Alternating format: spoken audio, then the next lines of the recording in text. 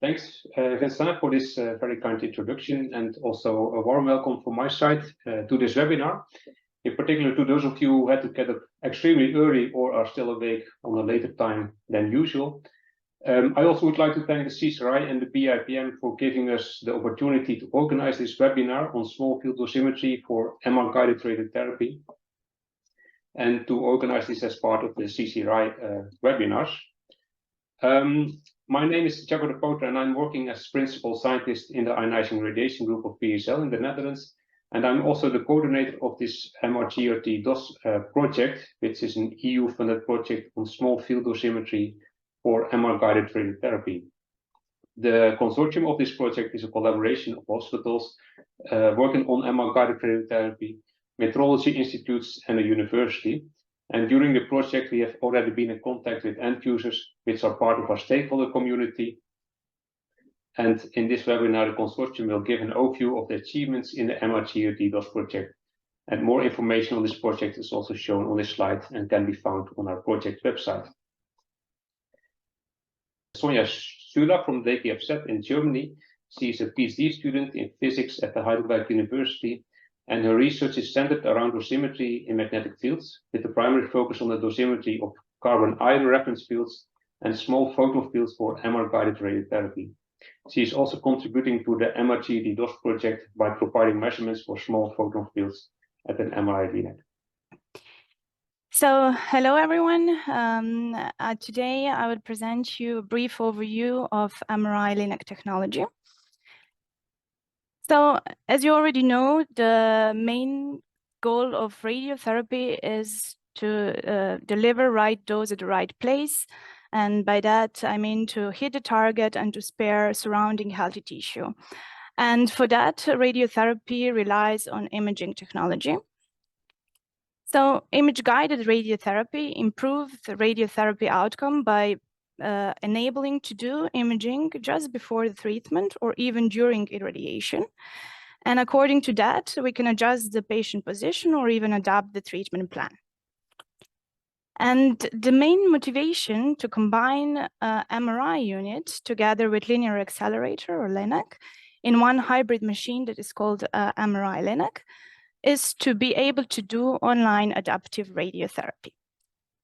So when patient is already positioned for treatment at MRI, we can also visualize anatomical changes during this whole radiotherapy process.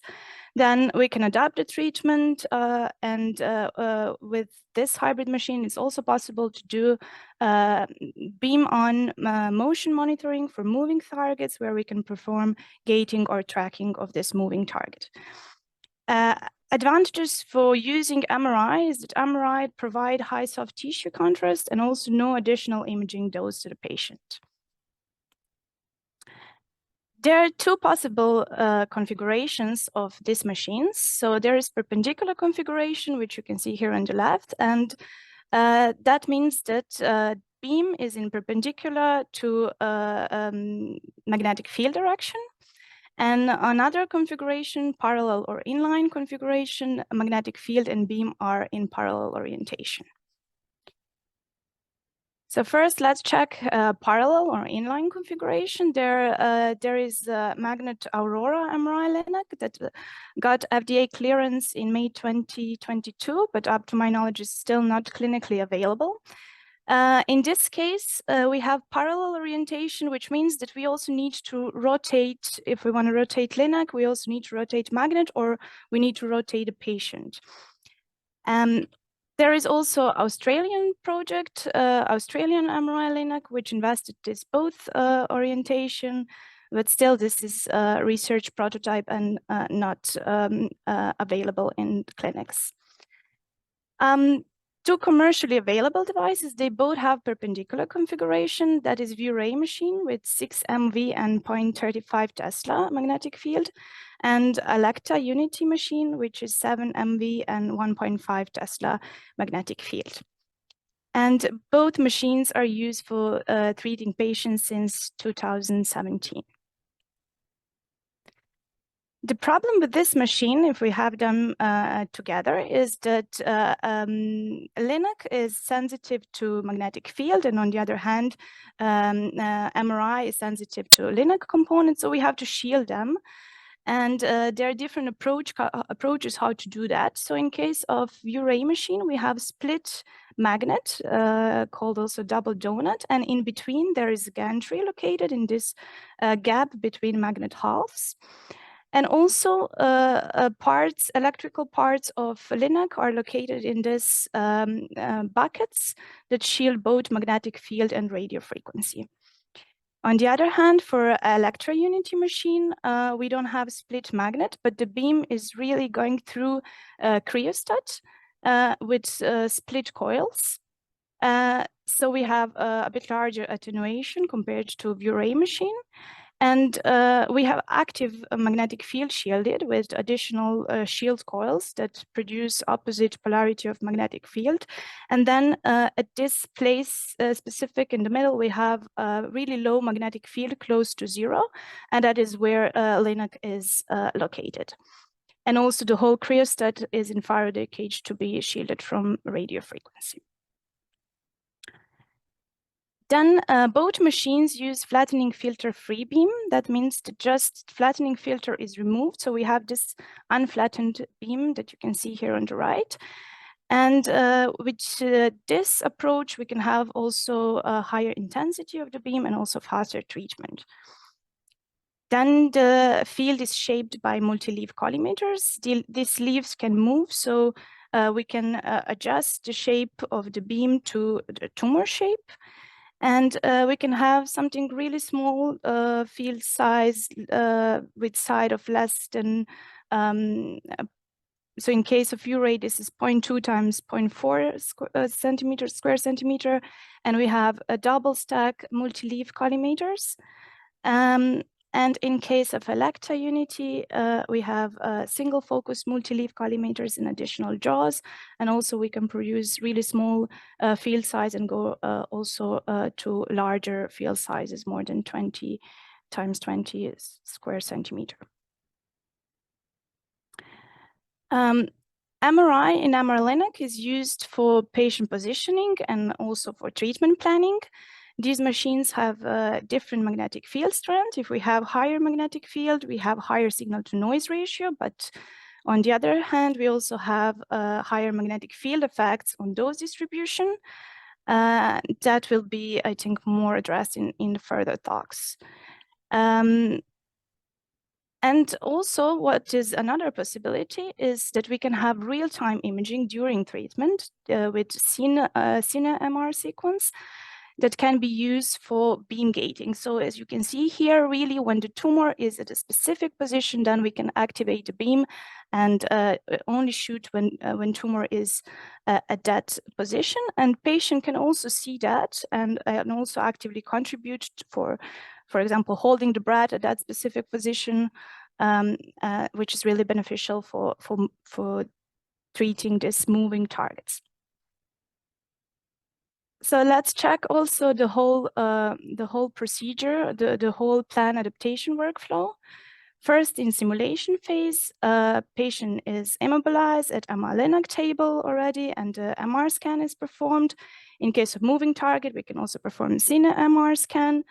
And of course, we also need CT for including electron density, then treatment planning and plan verification. And then,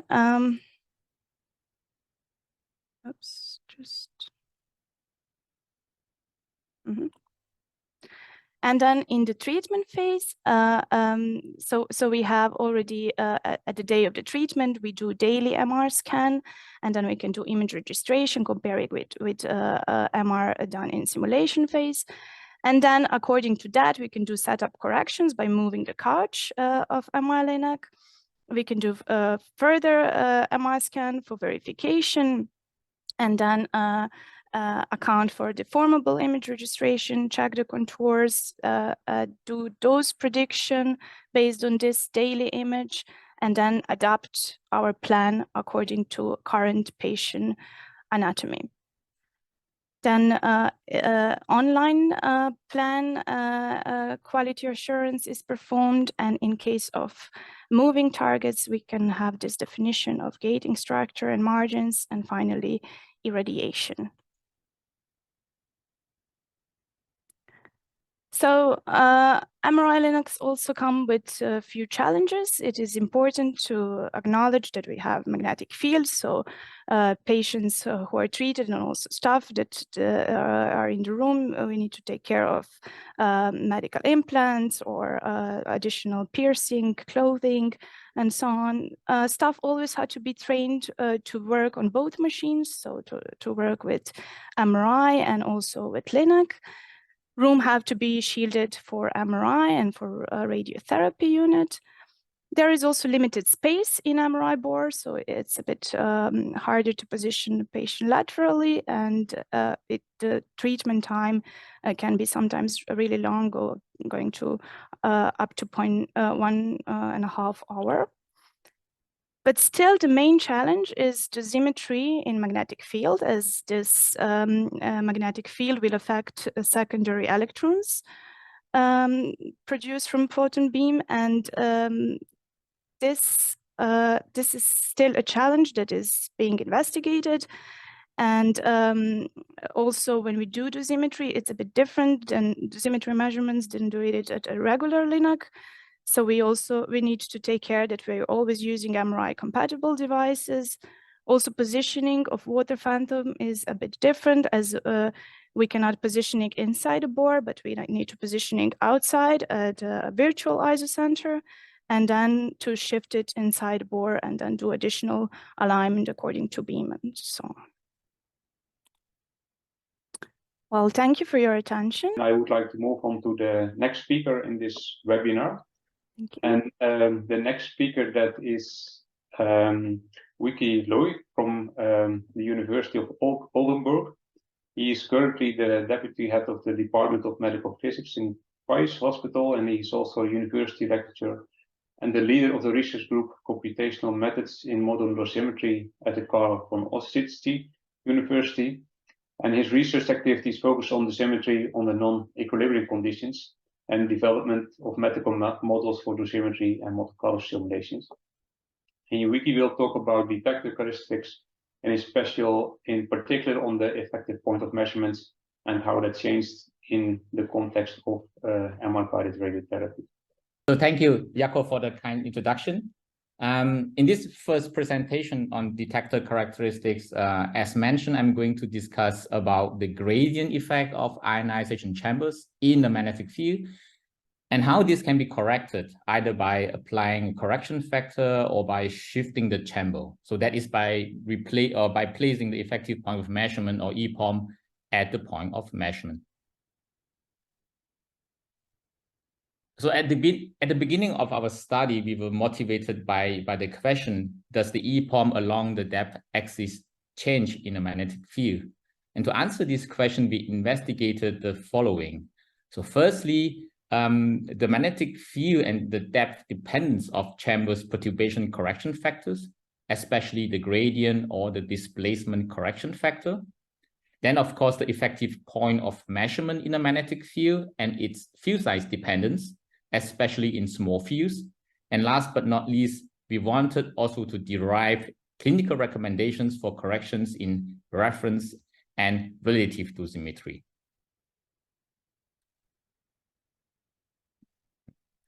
So we did this by performing Monte Carlo simulations. So we studied 3 chambers: the Farmer chamber, the Semiflex 3D, and the Pinpoint 3D chambers, all from PTW Freiburg.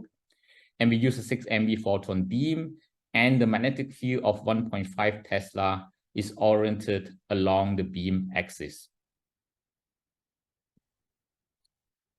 So we separated the individual perturbation effects caused by different chamber components by stepwise modeling the chambers as shown here on the left. So the first model is the full chamber model.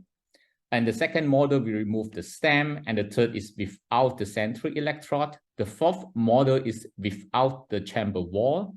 The fifth is the complete air cavity.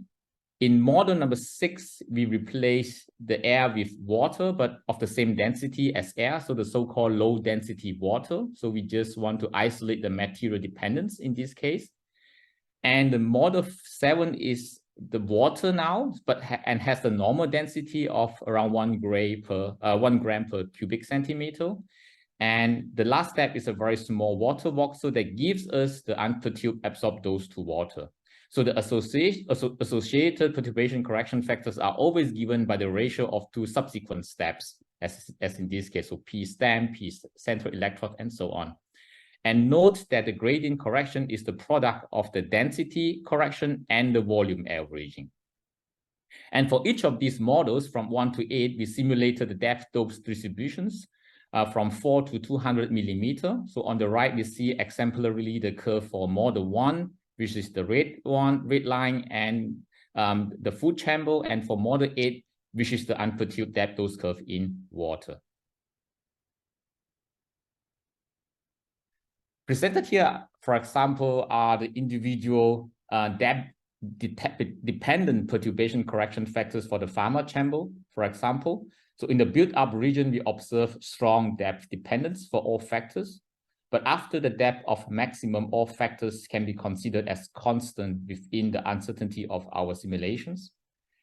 And by comparing the figure on the left and on the right at 1.5 Tesla, we can see the influence of the magnetic field on these perturbation effects.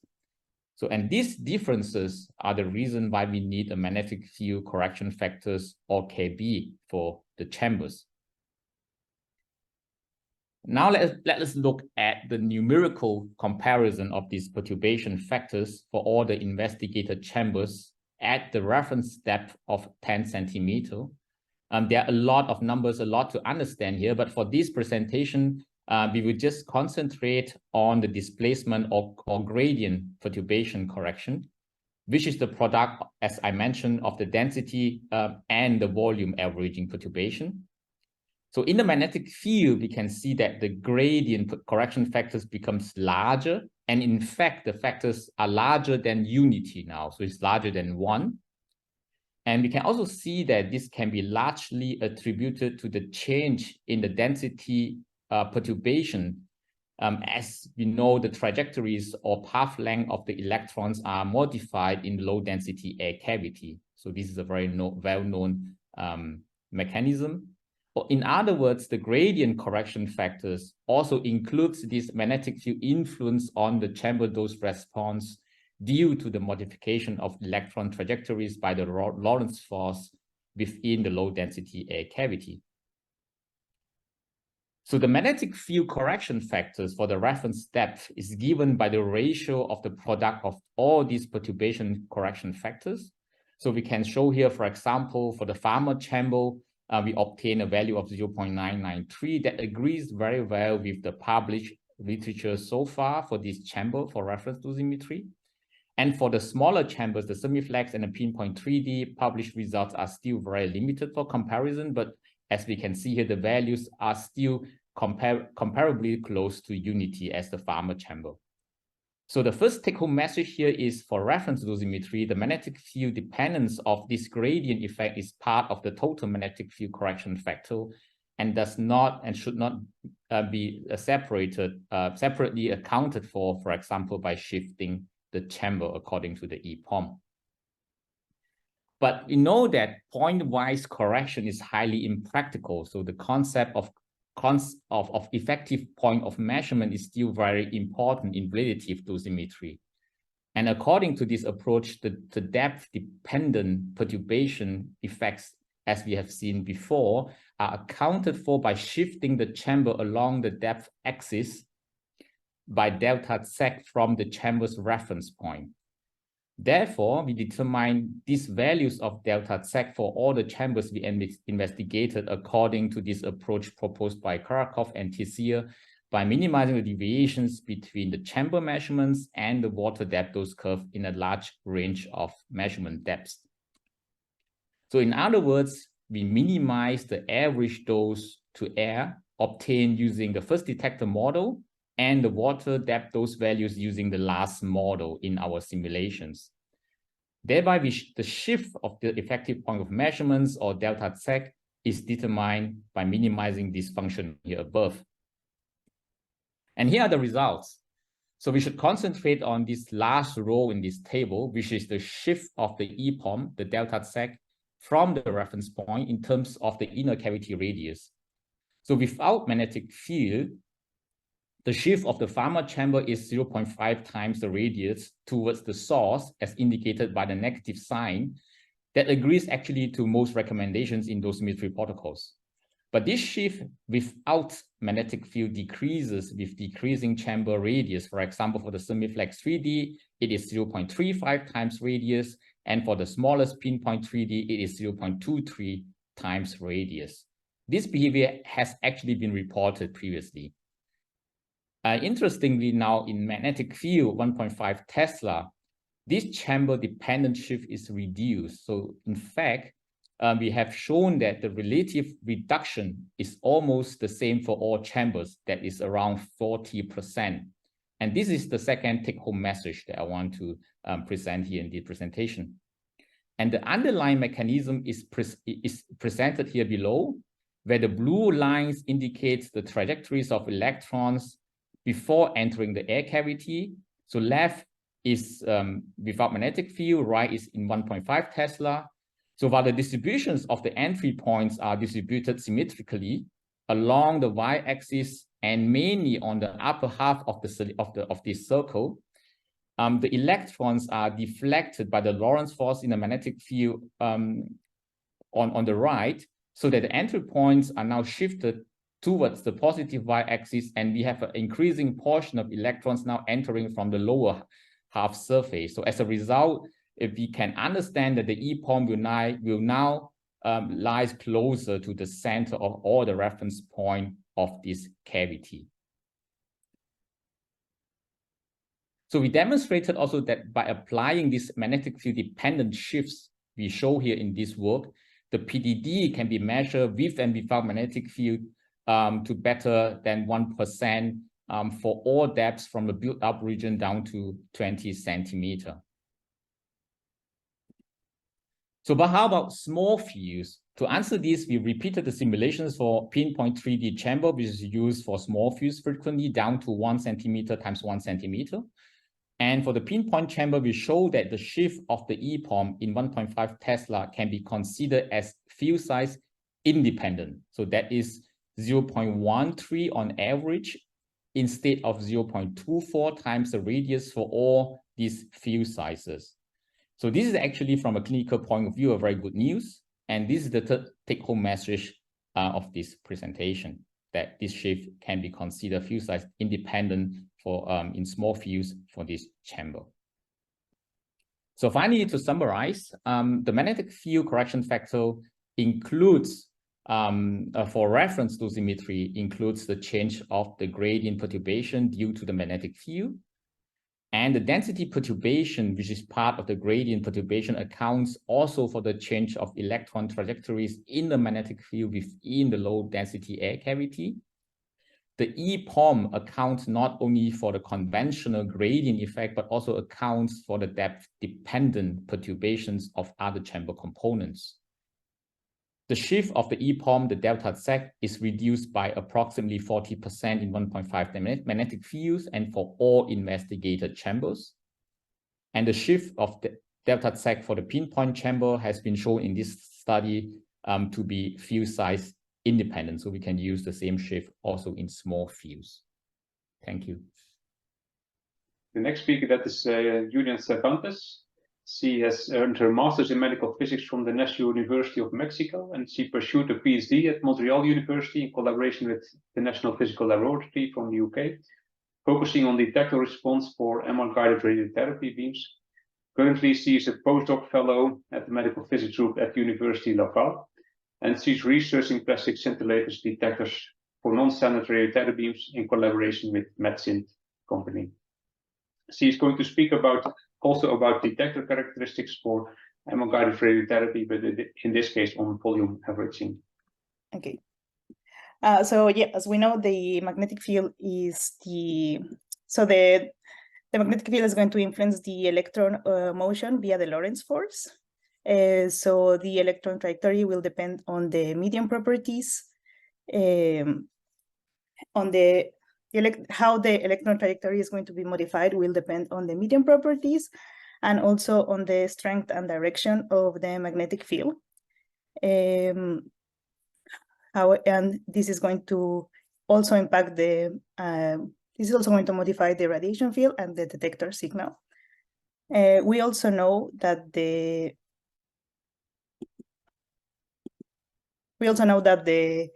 presence of any radiation detector is going to perturb particle fluence at the point of measurement, depending on the detector geometry and composition, but it will also depend on the irradiation conditions, such as beam energy, field size, and magnetic field strength or direction.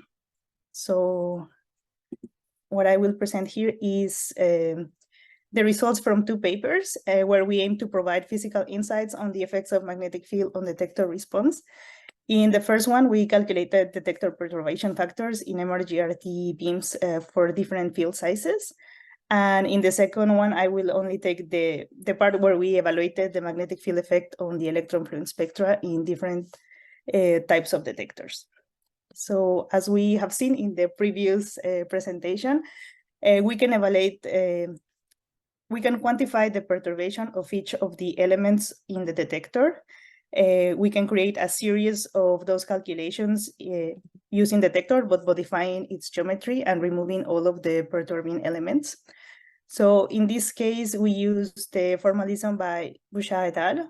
And we focus mainly on 3 perturbation factors, which is the density perturbation factor, where we take the ratio between the bare cavity filled with water to the ratio to the dosed to the bare cavity but filled with artificial water, meaning that we have the same atomic properties as water, but we maintain the density of the original material. So in the case of ion chambers, this will be air.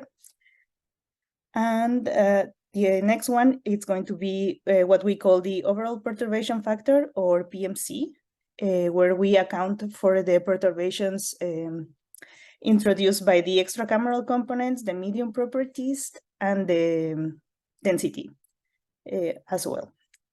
And the last one is going to be the volume averaging factor, which is going to be the ratio of dose to water to a point, which in this case is just modeled by a small cylinder, and the dose to water in the bare cavity filled with water.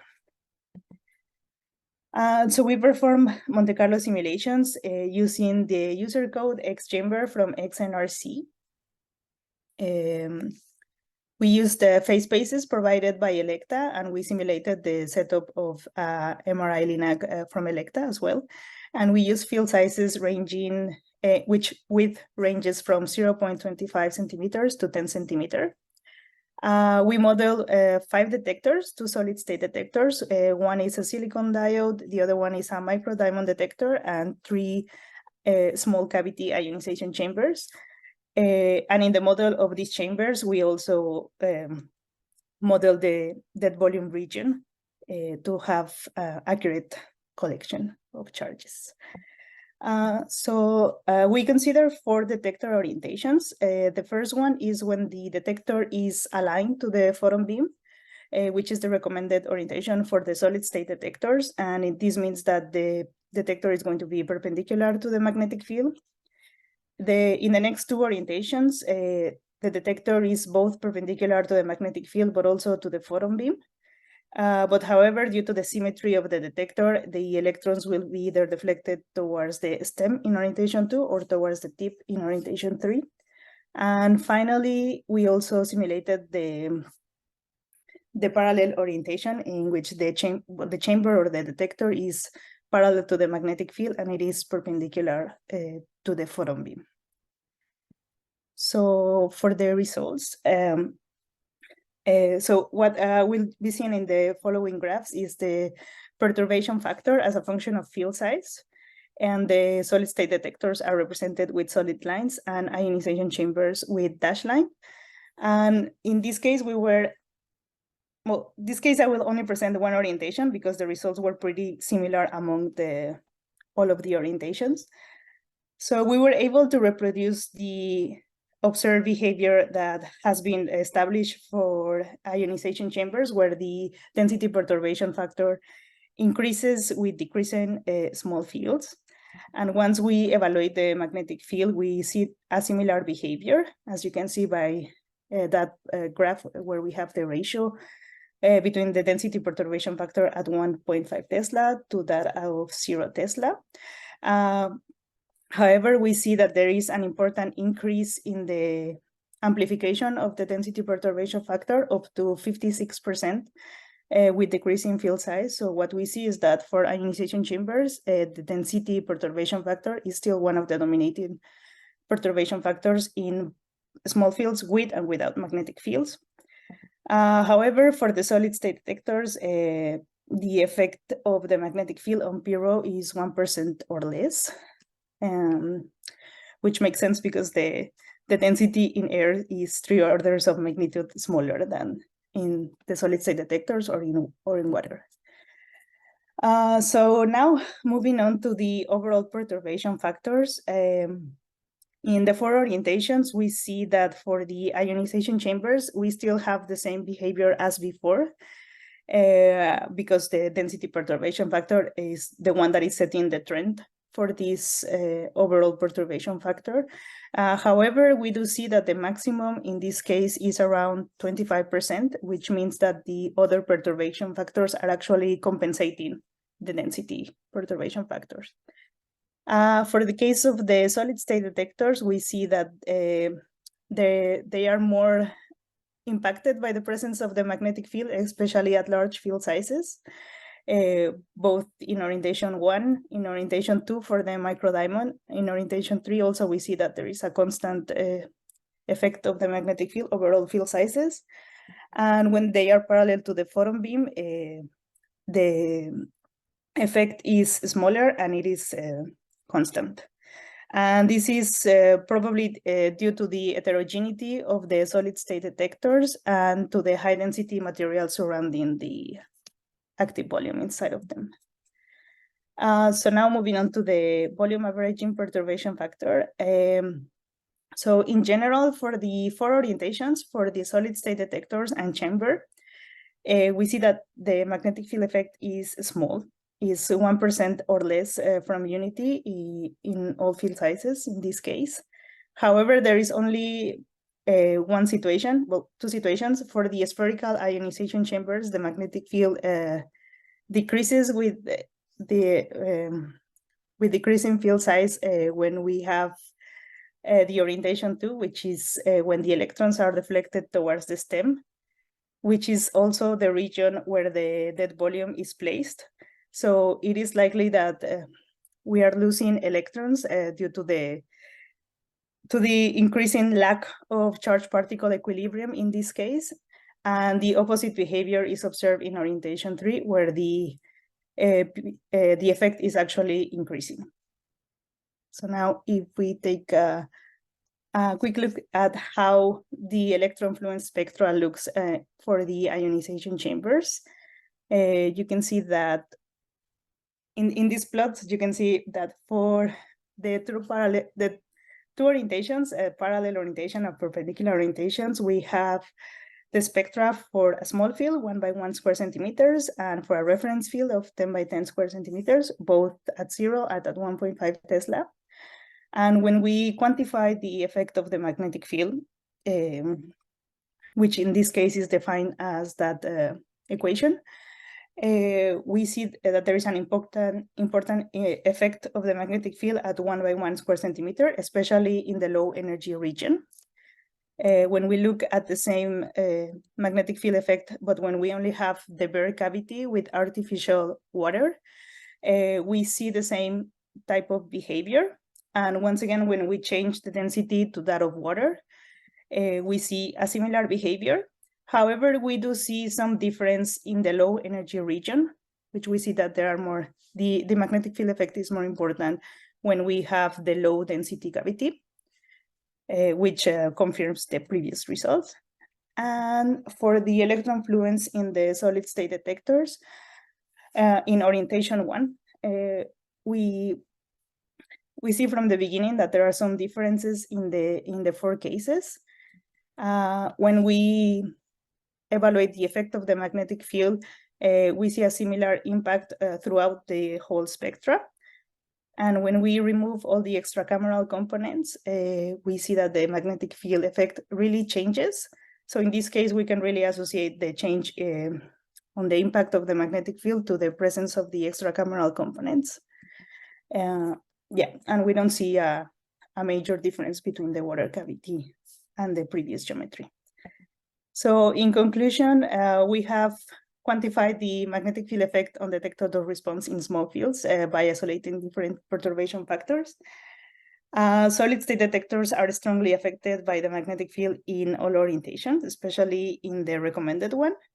And the perturbations are mainly attributed to the extracameral components. For ionization chambers, we see that the magnetic field effect is mainly predominant in the density perturbation factor.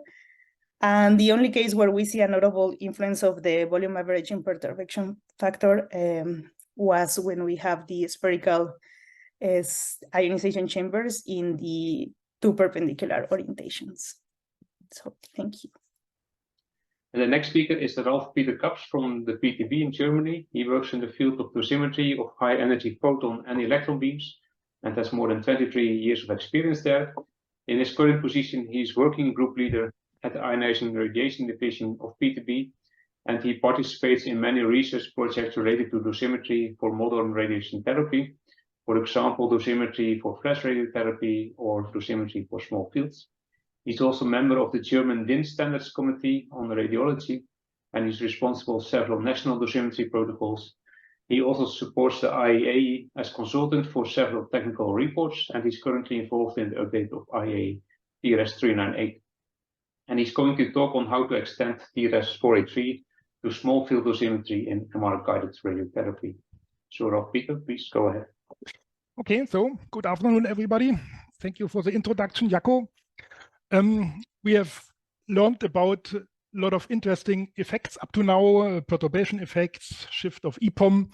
The question is, how can all this be put together for practical dosimetry as a kind of code of practice? And if you are involved somehow in small field dosimetry, you know that in 2017, the IAEA published this report, TRS-483, which gives detailed advice how to do absorb dose measurement in small photon fields.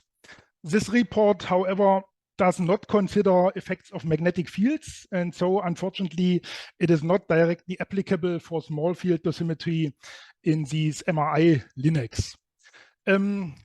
One of the aims of this research project, which Jacco presented in the beginning, was to provide the necessary knowledge, recommendations, methodology, and of course data to extend this code of practice to be applicable also for dosimetry in magnetic fields. And one of the outcomes was such a report, which is shown here.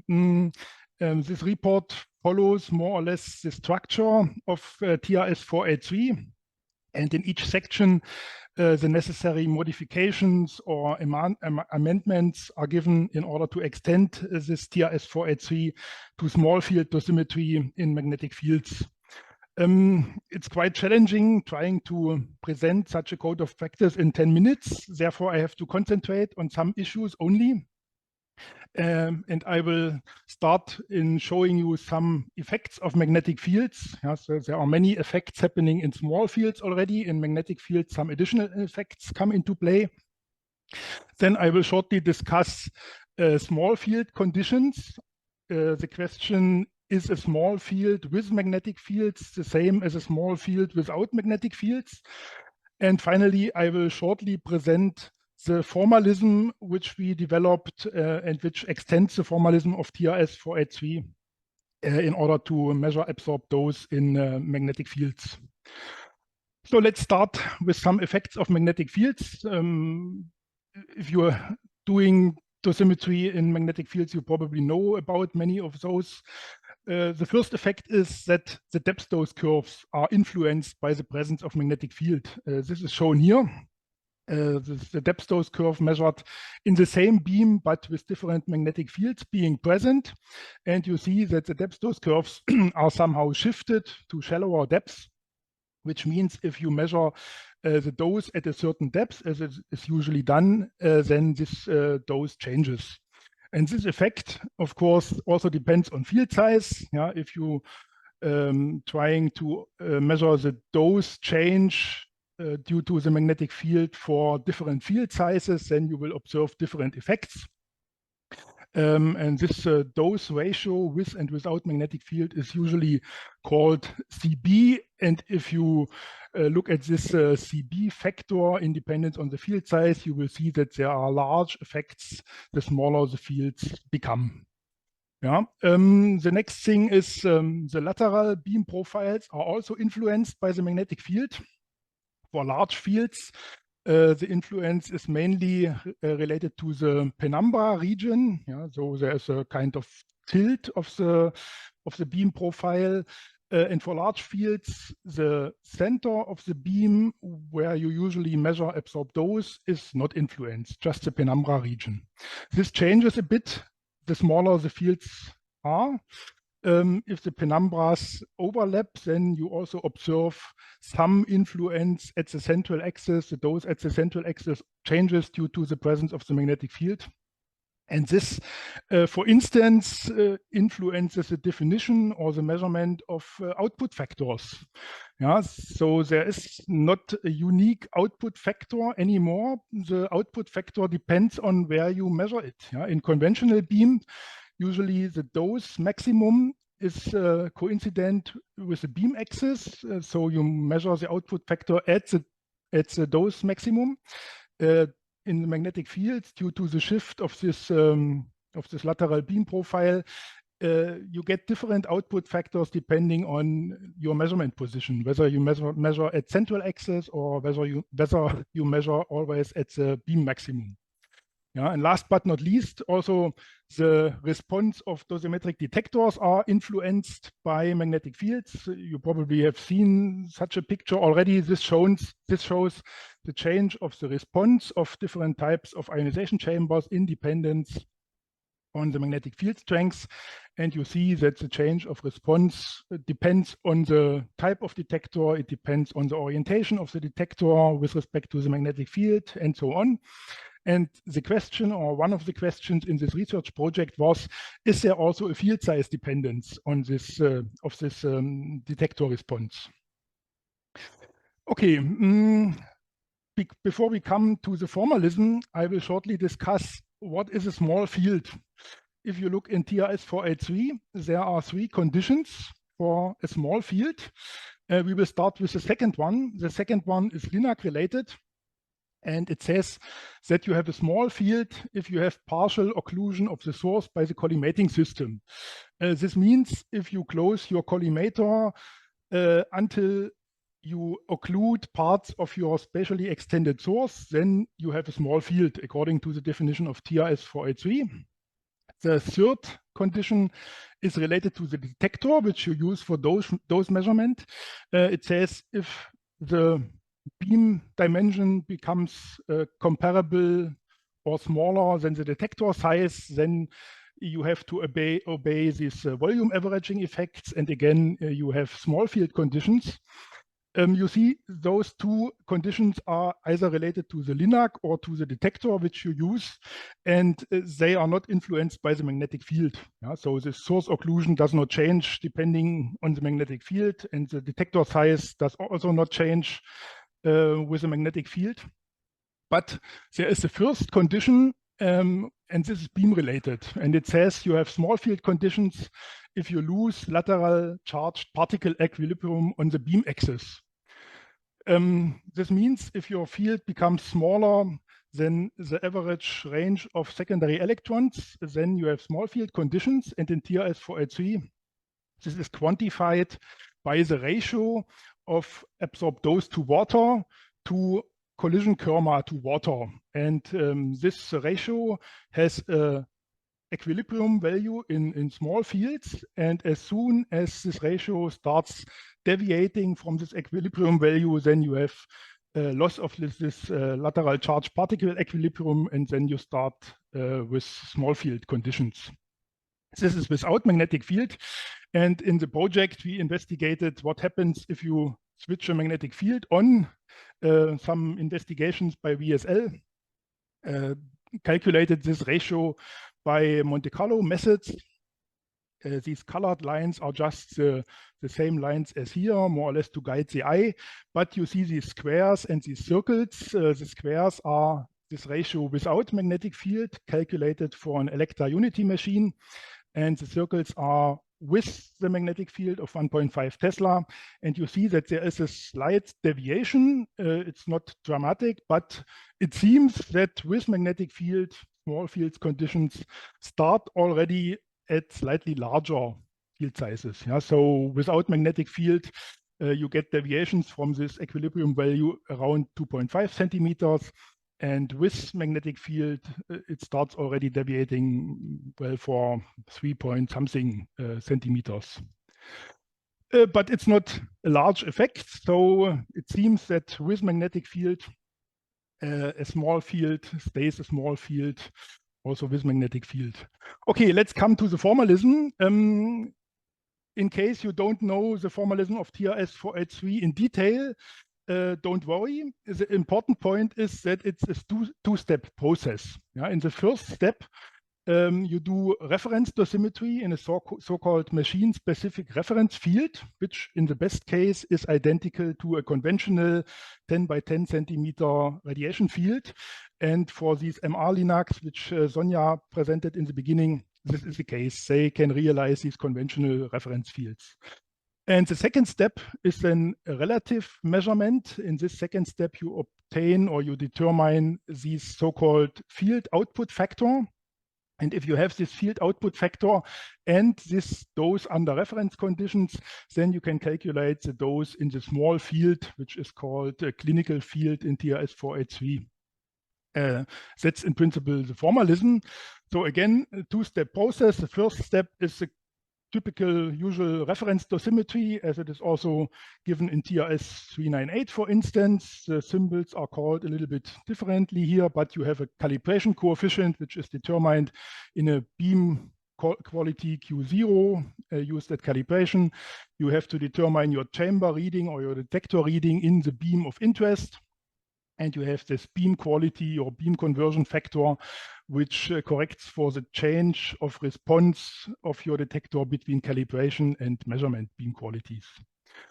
The second step, you have to obtain this field output factor omega. This is defined as the ratio of absorbed doses in your small field and in the reference field. Unfortunately, this ratio of doses is not identical to the ratio of detector readings. Otherwise, it would be quite easy. This ratio of detector readings is also called detector output ratio. And just as an example, here are these ratios of readings for different types of detectors. And you see that there are quite large differences depending on the type of detector. And what you need is this output correction factor, which more or less corrects these detector output ratios to the true field output factor. Yeah, so the challenge is to determine these output correction factors. And if you have these output correction factors, and they are tabulated, for instance, in TRS-483 or in other publications, then you can quite easily determine the absorbed dose in your small field. What you need is a beam quality correction factor and this output correction factor. Yeah, this is the formalism without magnetic field, and the idea was to extend or to adapt this formalism in a quite similar way to be applicable also in magnetic fields. Yeah, we wanted to keep this two-step process. The first step being again dosimetry under reference conditions in these machine-specific reference fields. How this should be done is already quite known. Yeah? So for dosimetry under reference conditions in magnetic fields, you use the same formalism as in TRS-483 or TRS-398, and you add an additional correction factor, magnetic field correction factor, which corrects for the change of response of the detector in the magnetic field. If you remember the curves I showed you, this correction factor corrects for this change of response in magnetic field. It's defined in a way quite similar to the beam quality correction factor, the KQ factor, as a ratio of calibration coefficients with magnetic field and without magnetic field. This can be converted to a ratio of absorbed doses times the ratio of chamber readings, and it offers different possibilities to determine this, this magnetic field correction factor in a similar way as you could determine these beam quality correction factors, either by Monte Carlo simulations or experimentally, or by combinations of both, and so on. Yeah, this ratio of doses I showed you in the beginning is this CB factor. We saw this already when we discussed the depth dose curves, and this ratio of chamber readings is also called KBMQ. Okay. This is quite well known. It's already described in literature. You also find some values of this magnetic field correction factors there. So this reference dosimetry in magnetic fields is quite well known. One knows how to do it. The second step is then the relative dosimetry. And there we wanted to apply the same idea. So at the end, if you remember the formalism without magnetic field, you end up with this equation, which contains this beam quality correction factor and this field output factor.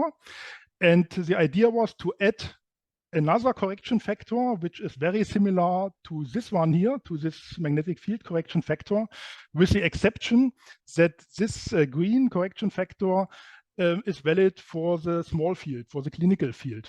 Otherwise, it has the same meaning. It's only determined for a different field size.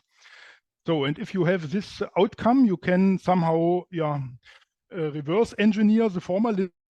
You can define a field output factor in magnetic fields in a very similar way to the without magnetic fields, as a ratio of absorbed doses in the small field and in the reference field, but now with magnetic field. And if you use this equation and that equation, which you want to have, and enter it here, then you end up again with a ratio of chamber readings in the magnetic field and with this product of correction factors here. And now you can call this product of correction factors also output correction factor with magnetic field.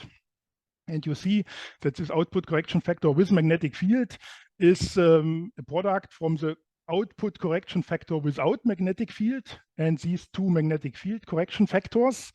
And if this magnetic field correction factor does not depend on field size, then the numerator and the denominator are the same, so it cancels out. In the case there is no field size dependence of this magnetic field correction factor, then this field output correction factor in magnetic field is identical to the one without magnetic field. Yeah, so we got a connection, so to say, of this new formalism with the old formalism without magnetic field. Just as a summary, without magnetic field, you have this formalism. You need this output correction factor. Where do you get it? Well, it's tabulated in TRS-483 itself or in many publications who determine these output correction factors for different detectors. Our suggestion is to have a very similar formalism with magnetic field. The output correction factor which you have to use is the product of this output correction factor without magnetic field. Again, you have these values already. Then you need the magnetic field correction factor in reference fields with magnetic field. They are also known already. There are some publications giving values for several detectors for reference dosimetry in MR-linacs. And what you need is this magnetic field correction factor in the small field. And this was one of the main issues of this project, to determine values for different types of detectors for this magnetic field correction factor. How this was done will be shown in the next 2 or 3 presentations by Monte Carlo and by measurements. And if you have it, then you can easily do small field dosimetry in magnetic fields. This is my last slide, just an example for such a magnetic field output correction factor. These star symbols here are output correction factors for this pinpoint 3D chamber without magnetic field from this publication, quite recent values, and some values which we determined by different methods in the project look like this. These are both experimental and Monte Carlo determined values. You see that it seems there are quite large discrepancies. This is still a matter of investigation, what the reasons for this are. But if you ever try to determine output correction factors, you know that this is quite tricky. So there are many influence quantities, chamber positioning is very difficult, and so on. If you remember this discussion which we had at the beginning on output correction factors on central axis or on dose maximum and so on.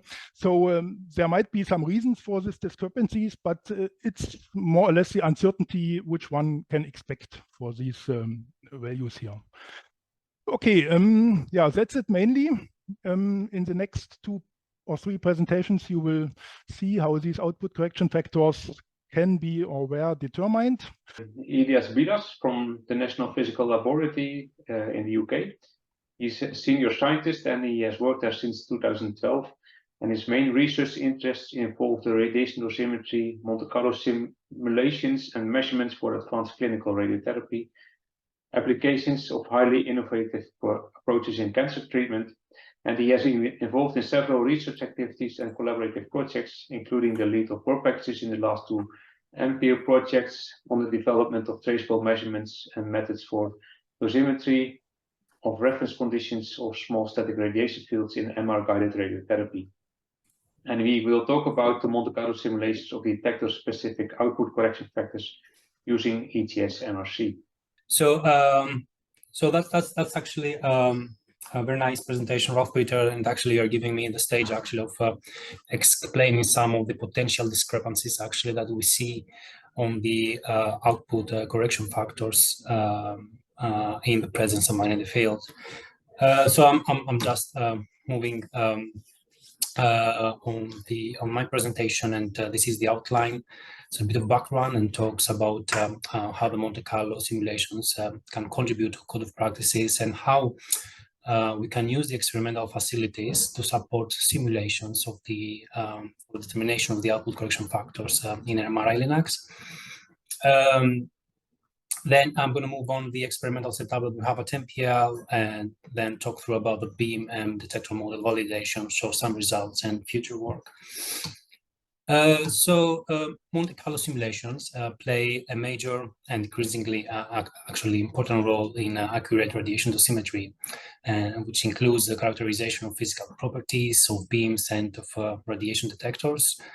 And Monte Carlo radiation transport codes such as the EGSnrs and also Penelope have demonstrated self-consistency tests performing a cavity, funnel cavity test of on megavoltage beams at the level of 0.1%. And it has also been shown that the level of agreement with ionization chamber experimental data is of the order of 0.3%. And there are also the studies that have performed Monte Carlo simulations to calculate beam quality correction factors. And these factors have been used in established code of practices to support and extend existing data sets of correction factors.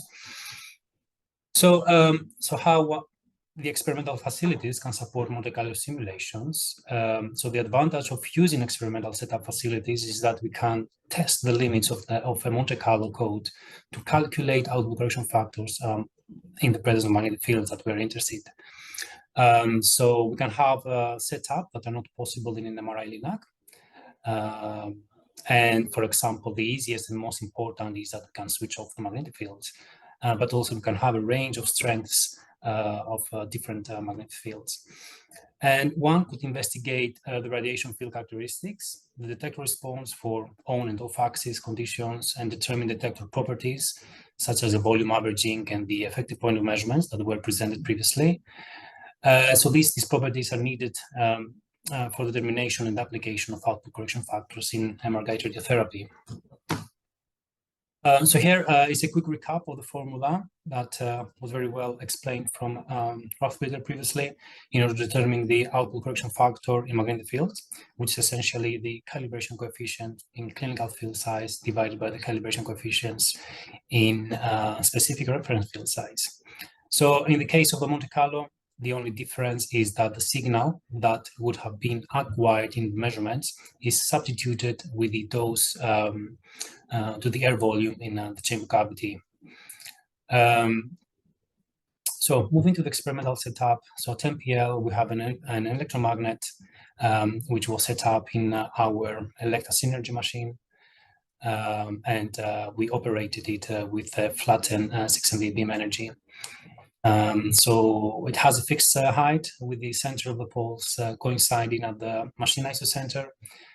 The magnet can be moved laterally by plus minus 15 centimeter to allow off-axis measurements. Has a gap of 7.3 centimeter, which gives a maximum strength of approximately 1.55 Tesla. And this is just enough to cover the strength of the available commercial and those under development MR-linac systems. And the bottom left picture shows the magnetic field uniformity of 0.35 Tesla and 1.5 Tesla strength at the center plane along the poles of the electromagnet. So beam model validation, but before going there and before the use of any Monte Carlo code, we need to perform a self-consistency test. So in this study, in this project, we used a Fano test, which is a rigorous test of the consistency of a Monte Carlo transport algorithm, both with and without magnetic fields, using the Fano theory. In these slides, results are for the EGSnrs. So we tested two different electromagnetic macros, one developed by Belayev back in the 90s, and the latest one developed by Markov and Rogers. And we test this using a Farman type chamber. So results clearly show that the Markov actually macro is more efficient, as the restrictions that needed for the electromagnetic ISTP is not as small as that needed for the Belayev macros, which is 0.01. And then we can, by using the Markov macro, we can gain efficiency in time, which is almost twice better. So our results show that the cell consistency is achieved within 0.1% of the expected analytical values for the small volume type chambers. So to validate the B model of the Elekta Synergy machine, square, rectangular, and offset field sizes at 6 MV and 0 Tesla were fine-tuned to match lateral and depth dose profile measurements. So the measurements were performed in a PTW plotting tank, a beam scan, with a reference depth in water 5 centimeter, and we used the DOS XYZ NRC and the beam NRC user code.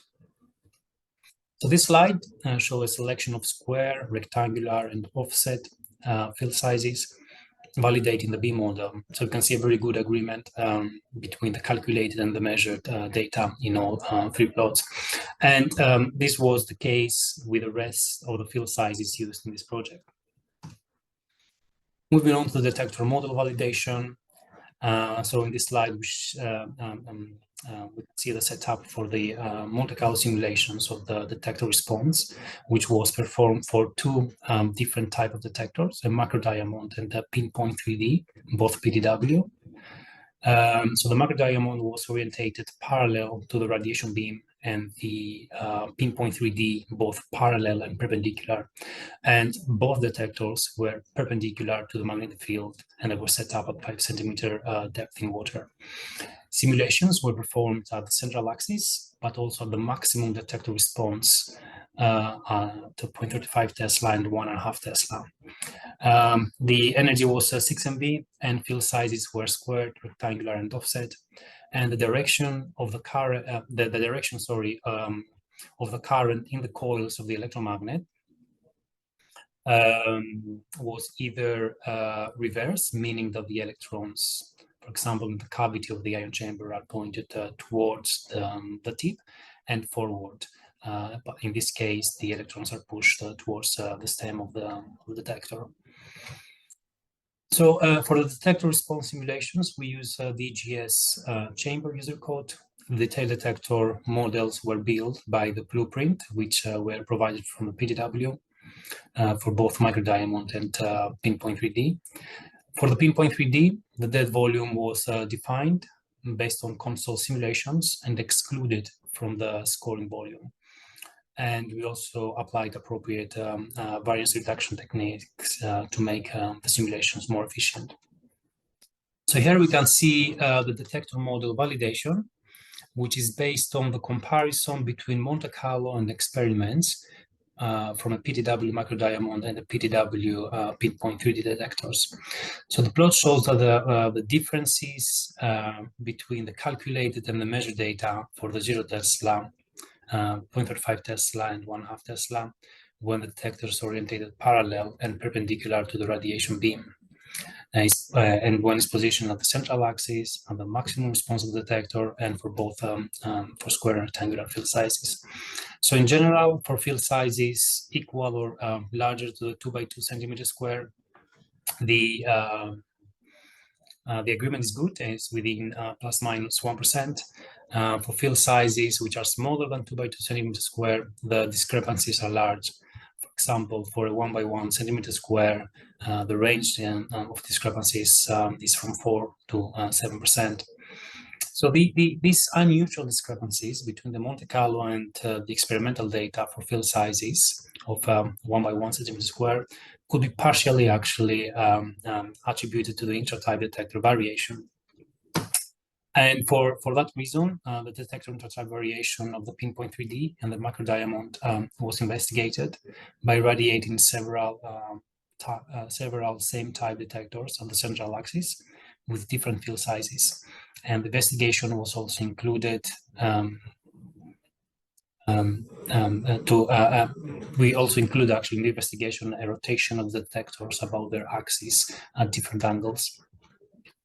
And here we can see detector intra-type response variation results. So all figures except the bottom right, this one, show the normalized output factors at different rotational angle degrees to the 0 degree output factor as a function of magnetic field strength. So the bottom right figure shows the maximum deviation between the signal of 6 same type detectors, in this case the microdiamond, for 4 radiation field sizes at 3 magnetic field strengths.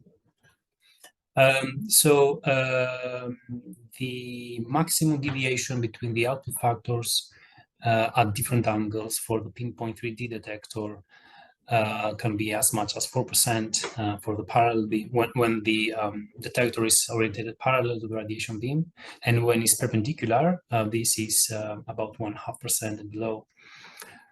For the microdiamond, the maximum deviation between the output factors is within 1%, and this is when the detector is parallel to the radiation beam.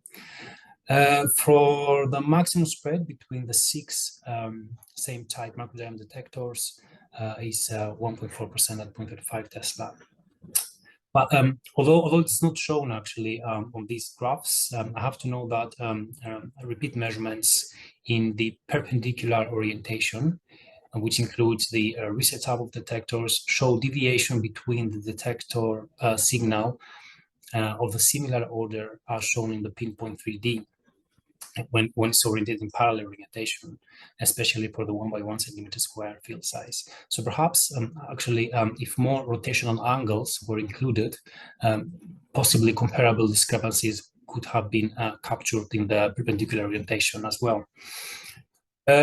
So having this in mind and going as far as we could on characterizing detectors and validated detector models in experimental facilities, we can apply those models for the determination of the output correction factors for MR-guided radiotherapy. For that purpose, I'm going to show Monte Carlo calculated factors for a ViewRay, median MR-linac. To have this B model that has been that we built here at MPL, and is purely based on available information that we found in the literature. The model was fine-tuned by matching measured lateral and depth dose profiles, and we can see actually here the validation for the 9.96 centimeters square and 0.82 centimeters square field sizes. So this figure shows the measured and Monte Carlo calculated output factors, which essentially is the ratio between detector signals in clinical and MSR fields for a pinpointed 3D detector and pinpoint 3D and micro diamond detector. The second figure, this one, shows ratio between the dose to water in clinical and MSR fields at different field sizes, and by dividing the data in these two plots, we could get the output correction factor data for the media machine for the Monte Carlo and experimental data, and this is what we see actually from the third figure at the bottom for both detectors. So here differences between the measured and Monte Carlo data in smaller field sizes can be partially answered from the detector intratype variation, and from the fact that the beamline that we model of the ViewRay machine was created from scratch and based on publicly available information, and so we had to make a lot of assumptions and approximations to build a model, and so both of these actually likely to contribute to some of the discrepancies that are observed between the Monte Carlo measurements. So this is my last slide. Modeling of linac requires careful actually determination of some source parameters such as energy and the radial distribution of the electron beam. So for the modeling of the linac, in this study, we have considered the methodology which was proposed from Sheikh, Baheri, and Rogers, which works well for standard beams. So this method, what it's essentially doing is comparing simulated against measured PDD to tune the beam energy and lateral profiles in order to tune the radial intensity distribution of the electron beam. So this is linked with the full width at half maximum of the and linked to the spot size of the electron beam on the target. But this method does not consider the detector dose response. So there is another study by Francesco et al. Back in 2008 that proposed a method which is applied in the context of small fields and includes the detector's dose response for the determination of beam parameters. And their method uses TPRs at 10 centimeter, 20 centimeter, which are divided at 1.5 centimeter depth in water to fine-tune the beam energy, and Monte Carlo calculated output correction factors as a function of the full width at half maximum, in which the full width at half maximum is estimated based on the interpolation of the measured output factor. And this is done for different field size and detector. We have a more recent study by Duchesne et al. That takes the methodology of Francesco et al. Essentially one step further by building a detailed uncertainty budget and introducing a new distribution, introducing a new maximum likelihood estimation method to determine the energy and the radial intensity distribution of the electron beam. So the latter two methods may be applied actually for the accurate calculation of the output correction factors in marine fields, and this actually would be our future work. So thank you very much for your attention. The title of my presentation is actually quite similar to the title of Ilias' presentation, although the methodology I'm going to present is rather different, and also I've used Penelope instead of EGSnrs.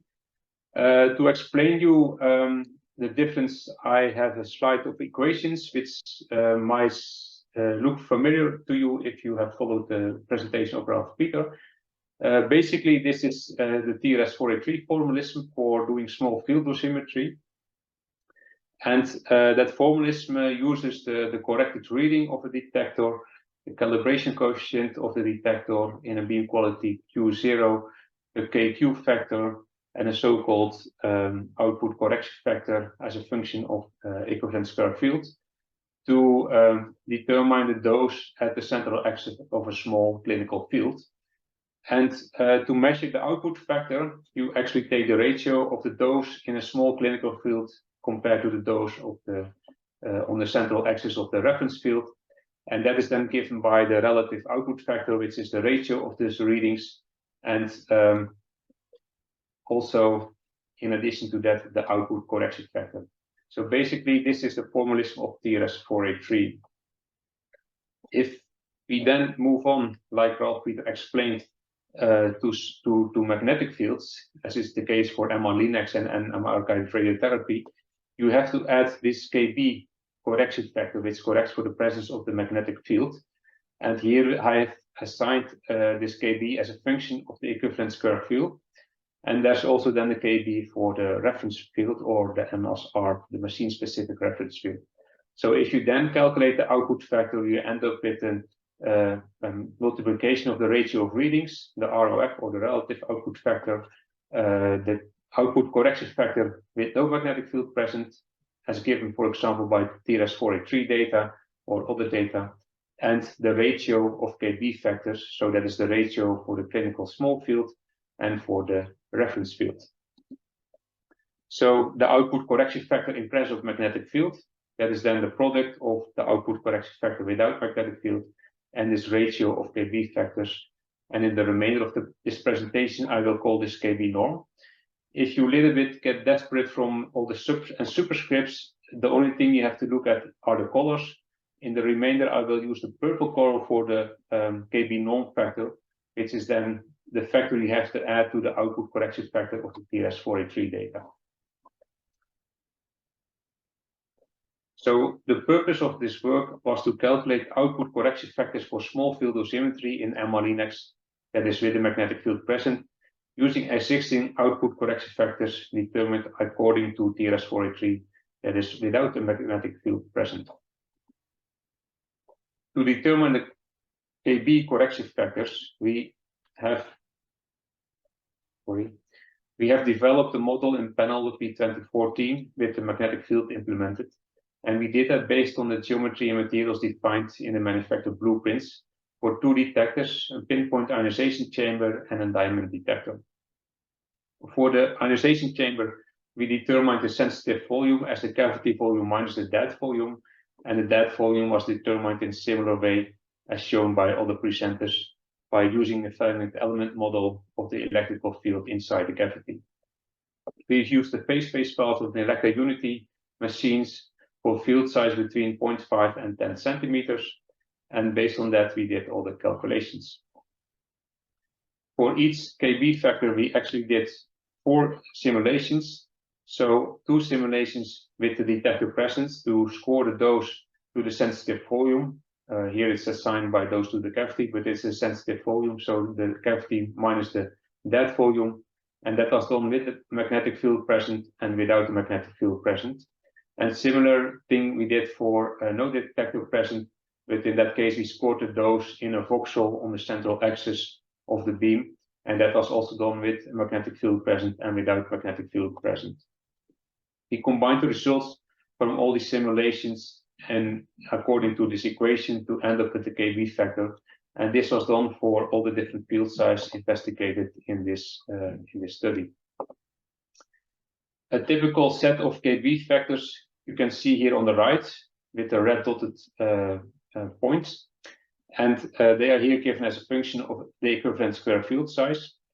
And what we did is we had to calculate this KB norm factor, so we had to normalize all these points to the KB factor of the 10 by 10 reference field, and then we end up with these purple points as you can see here on the top. So they are plotted here on the right axis. As you can see, after certain points, actually the magnetic field or the field size does not have an effect on the KB factor, and actually the KB norm factor well, becomes 1. So what we did to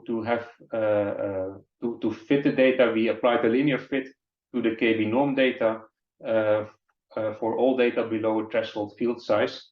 And the threshold field size was defined such that for data points higher than the threshold field size, the KB norm was 1. So actually we included only the data below 1, which is this data, and these 2 data points were excluded from the fit. So this is how we did that for all the detectors and orientations investigated in this work. It's also good to mention that this KB norm factor, so this ratio of KB factors, can also be split in a detector-dependent part and a detector-independent part. So the detector-independent part are the CB factors, which are the ratio of doses at the same point with and without magnetic field present. And then in this case, this ratio is 4 different field sizes, so for a clinical field and for a machine-specific reference field. And the data that is shown in this graph, that was also shown already by Ralf-Peter. This data was calculated from 3D dose matrices with and without magnetic field present for different field sizes. And we have calculated here the CB factor at the central axis of the beam at a depth of 10 centimeters.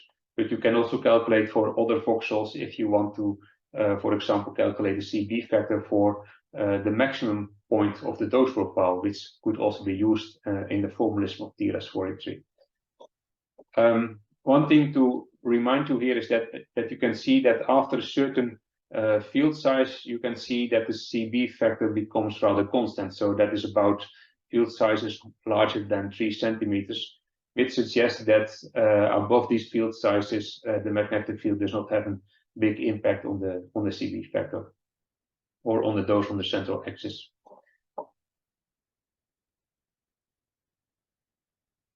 These graphs show the results of the normalized KB, so KB norm for the pinpoint ionization chamber and the diamond detector using the same orientation. That is in this case the axial orientation, where the detector axis is parallel to the beam axis. And it's clear here that there is a strong dependency on detector type, because you can see there's a big difference between a pinpoint and the axial orientation of the diamond detector.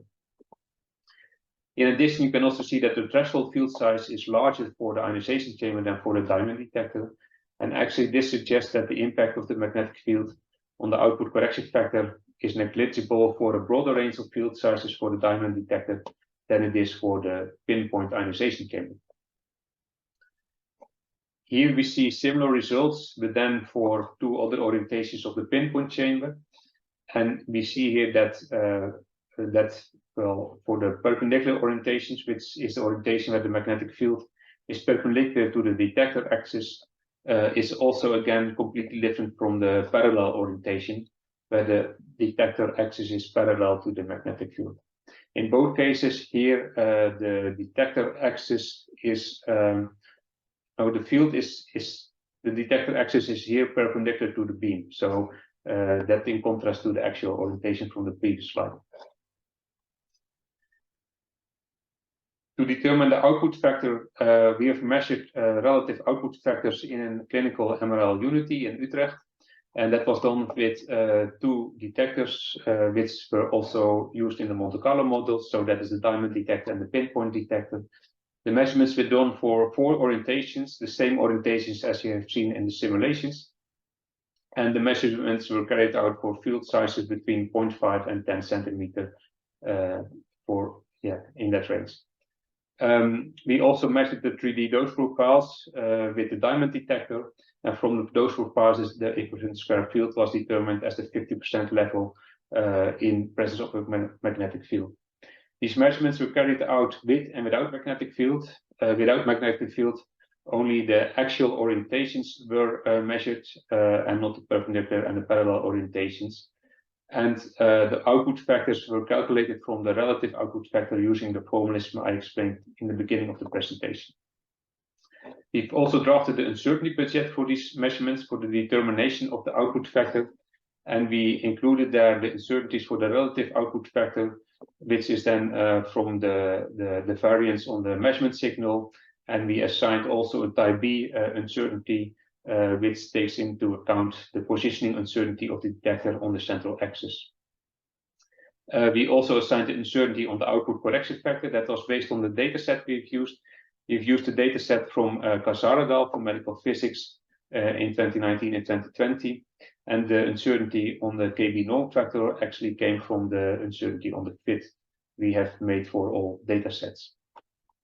You can see that the total uncertainty is within 2.2% k equals 1. So this is the data set from Kazaradal. We have chosen here the data for 6MV flattening filter-free data. That is because that is the closest to the properties of the MR-linac facility. There is also data for all the beam qualities in those papers, and difference can be up to 2%, but we have used here this data set for all the detectors and orientations investigated.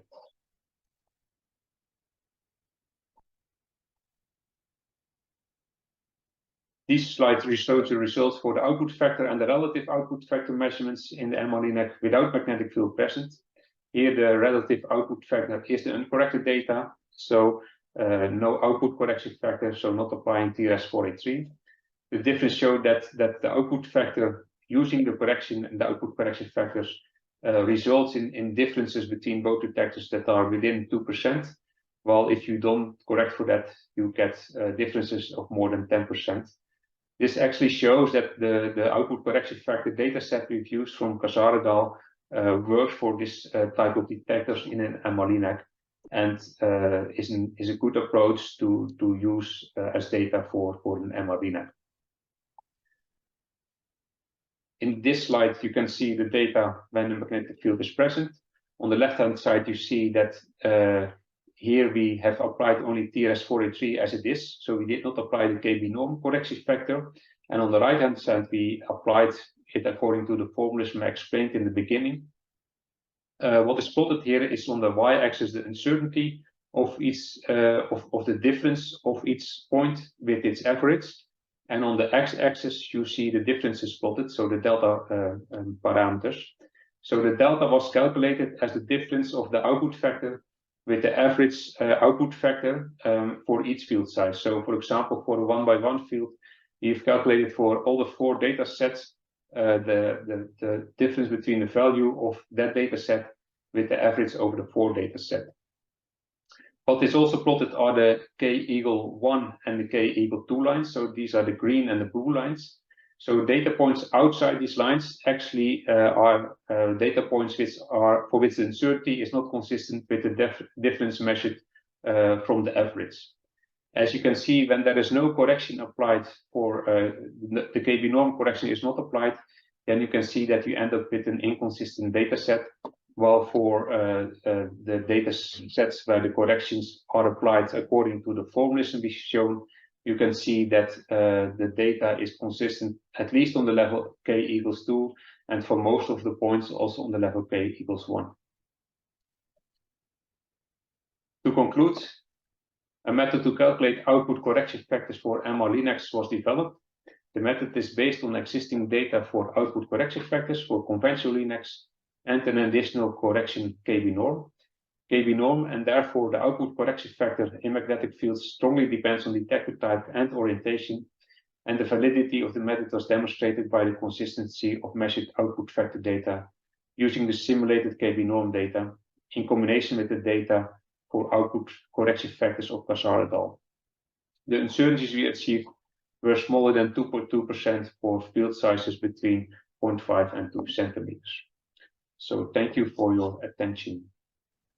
And the next speaker, that is Stephan Frick, also from PTB. He is a third-year PhD student in the field of medical physics, and that is in a collaboration with the University of Tübingen. He is working in PTB working group 6.21, which deals with the dosimetry for radiation therapy. His research focuses small field photon dosimetry in magnetic fields, including measurements and Monte Carlo simulations using EGSnrs, and he provided measurements and simulations for the project MRgRT DOS. And he's going to talk about the possibilities and limitations of using experimental facilities to simulate MR-guided radiotherapy facilities. Yes, thank you for the introduction. I want to talk a bit about the possibilities and limitation of our experimental facilities in the project. So we had 3 experimental facilities in the project. One PTB from Germany, DTU from Denmark, and NPL from England. And basically, every measurement setup had the same idea, a mobile electromagnet placed in front of a standard clinical linac.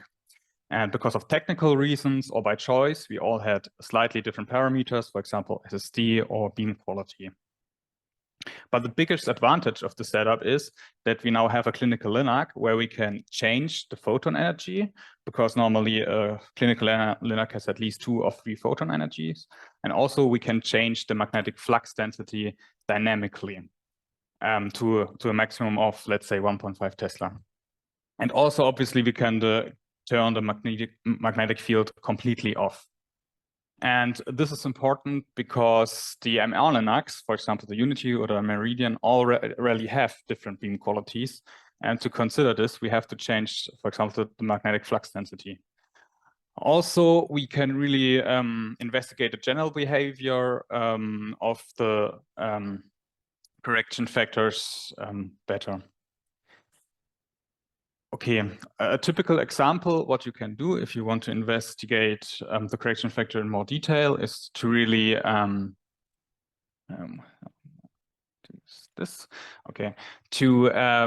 express the signal of a detector as a function of the magnetic flux density.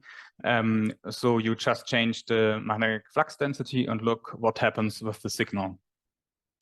And as you can see, from 6 × 6 to 3 × 3, nothing changes. And now we can change the energy and we say the same behavior. Also, also other chambers have the same behavior. Also the pharma chamber, where we investigated it for 4 × 4 compared to 10 × 4, which is like a 10 × 10 field. And this means that it may play a role for cross-calibration at 4 × 4, because pharma type chamber are the best researched chamber types for dosimetry in magnetic fields.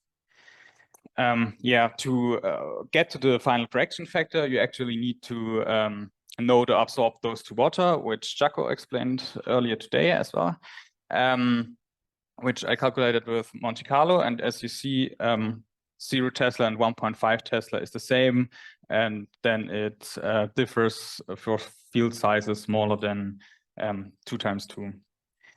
And if these conditions are fulfilled, so if 0 Tesla and 1.5 Tesla is equal, then it means that KVQ clin is equal to KQ clin.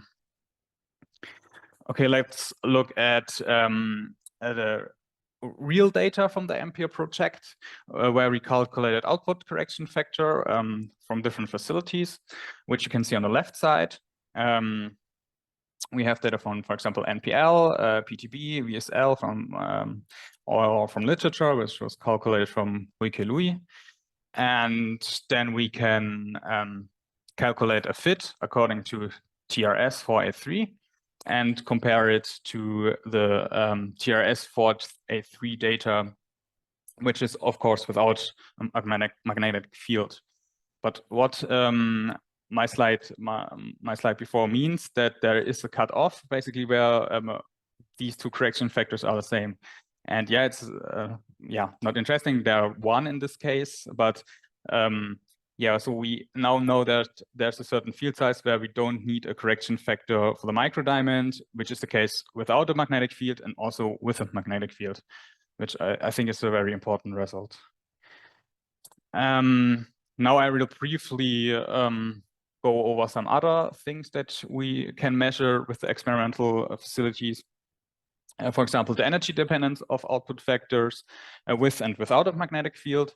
As you can see, and then express basically the output factor as a function of beam quality, and then you maybe plug in the beam quality of the MR-linac that you want to have, or just linear interpolate it and plug in the TPR 2010.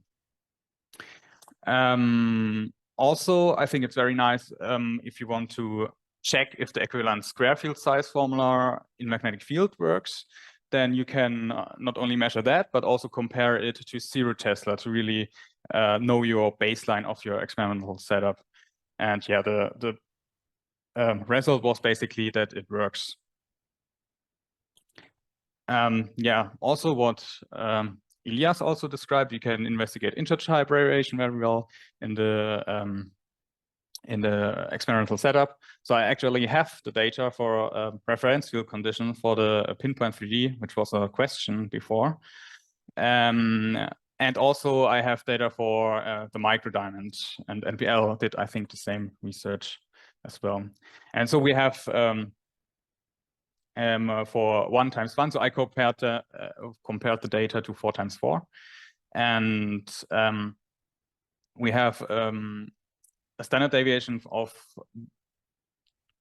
0.2% at 1x1 and about 1% at 0.5, and that this doesn't change with the magnetic field. Also, a more general investigation if you look at the profiles at different beam qualities, because yeah, here you see a diagram of epsilon profiles, and you can see that the shape changes when you change the photon energies, and also the shift seems to be linear to the TPR 2010.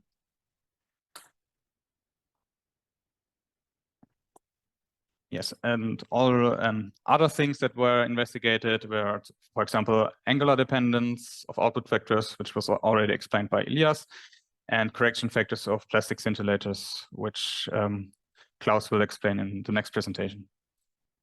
Limitation of experimental facility is obviously that we have different setup parameters, not only between our experimental facilities, but also compared to the MR-linac.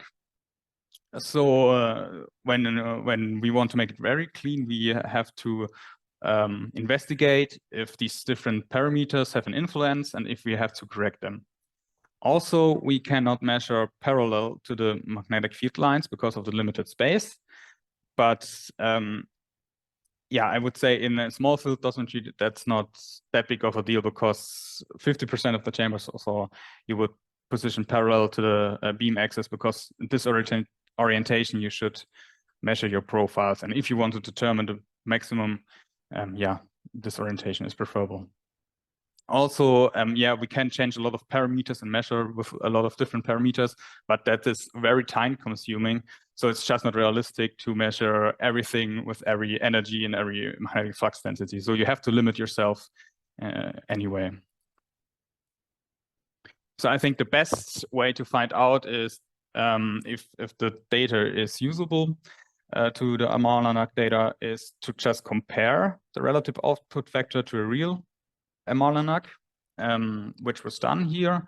Here you can see relative output factor from pinpoint 3D without a magnetic field, and with magnetic fields at central axis and maximum. And what you can see is that these curves agree good with each other, except for the smallest field size, 0.5%, and for the bigger field size. For the bigger field size, we all have an explanation, and it's because of we irradiate a little bit of the pole shoes, and they scatter towards the center of the field, which leads to an increase of the signal. Yeah, for the last slides, I want to point out that even if you have slightly different parameters like beam quality, it might not that big of a deal, because, for example, in the TRS-483, you have correction factors for a very general energy 6 MV, which is not corrected for beam quality. And yeah, the energy has a small effect, but it's not that big. And in the end, you just have a bigger uncertainty when you don't correct for beam quality. And also, I want to point out that you have a very high uncertainty for field sizes smaller than 1x1, which you can see, for example, on the left side from TRS-483, which is a displacement of 1 millimeter in all directions with a diode. And this is the uncertainty distribution is, for example, for 0.5 centimeter square field above 3%. And also, I think this is also a nice paper from Hartmann and Zink from 2019, which compares microdiamond output correction factors from the TRS, is on the left side, to other data from literature. And there you can see that for very small field sizes, so below 0.5%, they differ very strongly. So you might not even see a small difference in energy if you compare the data. So it's better to have data with slightly different parameters than have no data at all. At least that's what I think. Okay, to summarize it, the possibilities of the experimental facility is that we can change the magnetic flux densities and beam quality and really investigate profiles or PDDs in more detail. And also give Monte Carlo simulations data so we can compare them to and see what is happening. Limitations is obviously that we don't have different setup parameters compared to an MR-linac, and this has to be considered. And as already discussed, yeah, the MPO data showed some inconsistency and needs to be further evaluated. Claus Andersen from Denmark, and he is a senior scientist from the Technical University, which operates an accredited dosimetry laboratory, and it has a status as designated institute within the field of ionizing radiation dosimetry for industrial applications. Over the last 20 years, Claus has specialized in the dosimetry for radiotherapy, using ionization chambers, LN9 and fiber-coupled luminescence detectors, such as organic plastic scintillators.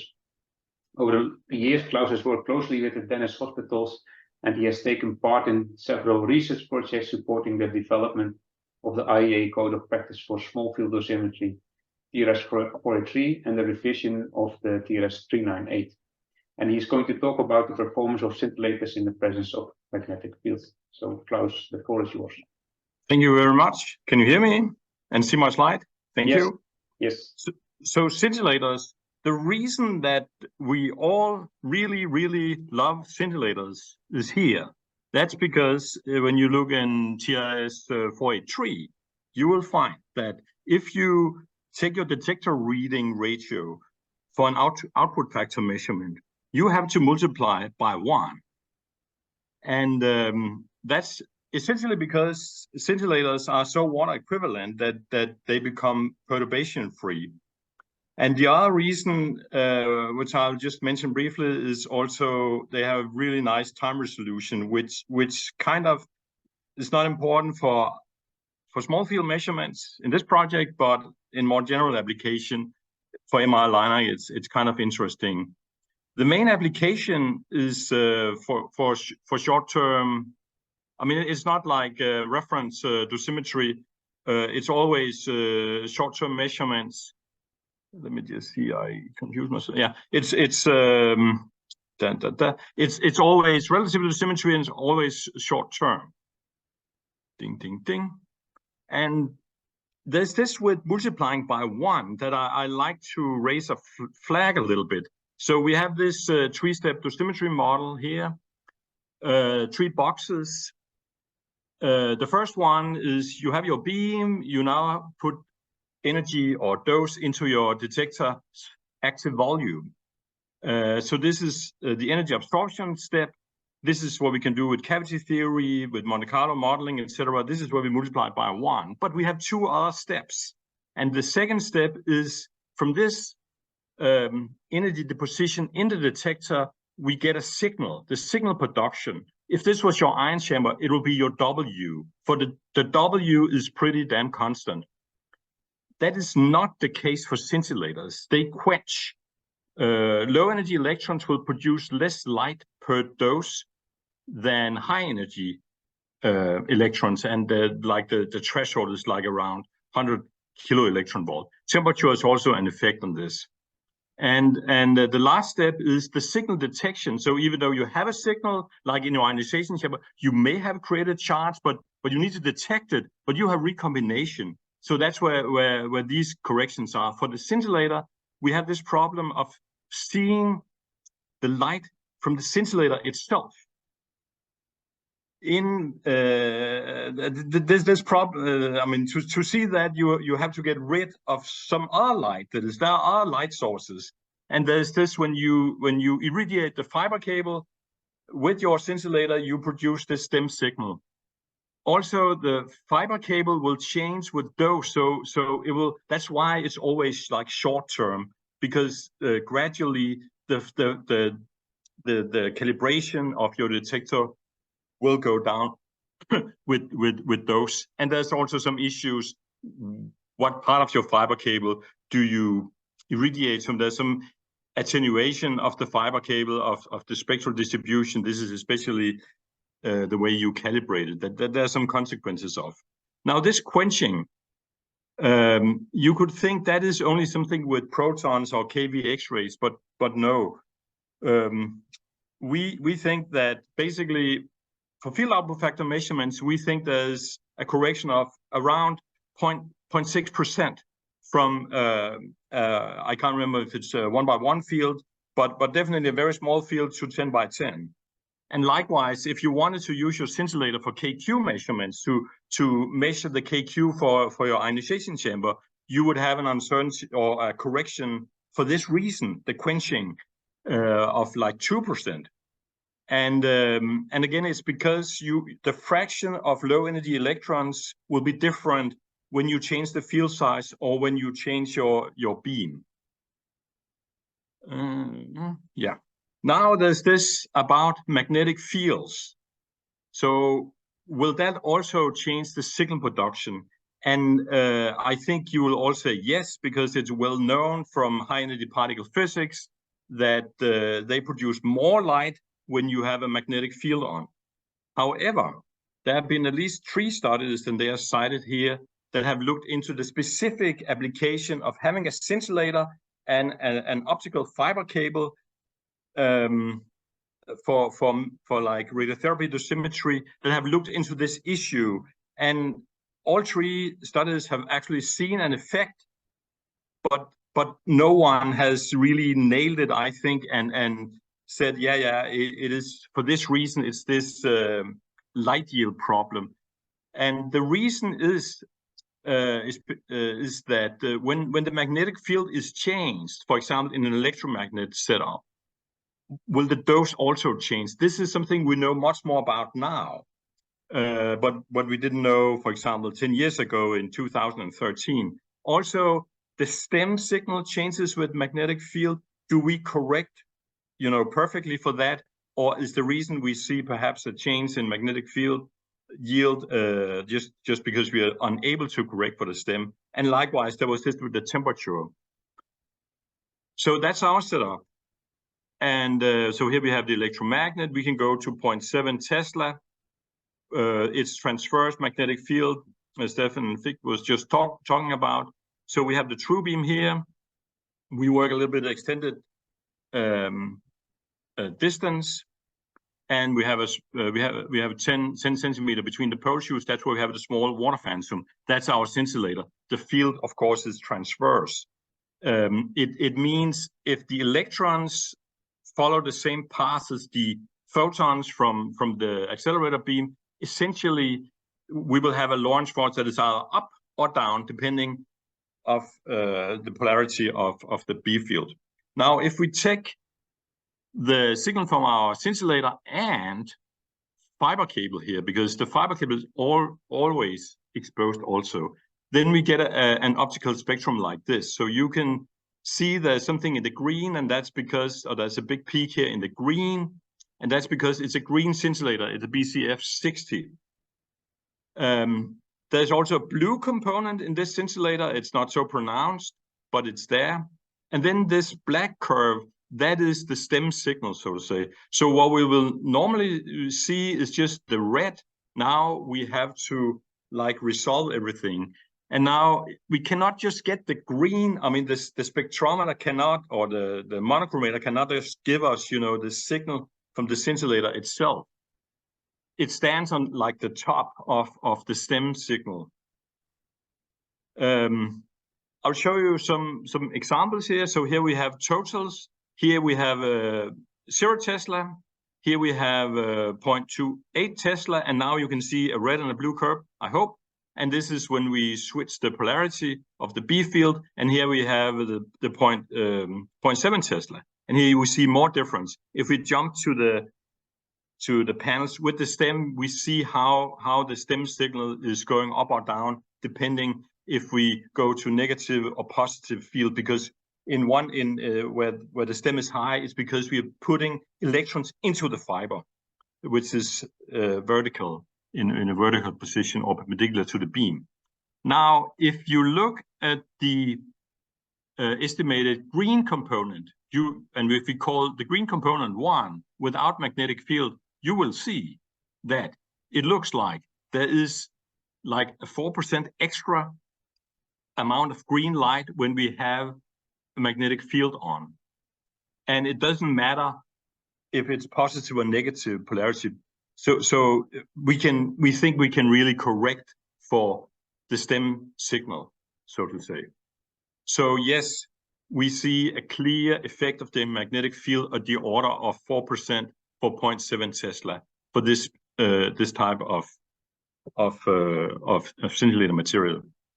Let me give you an example from what motivated this particular thing.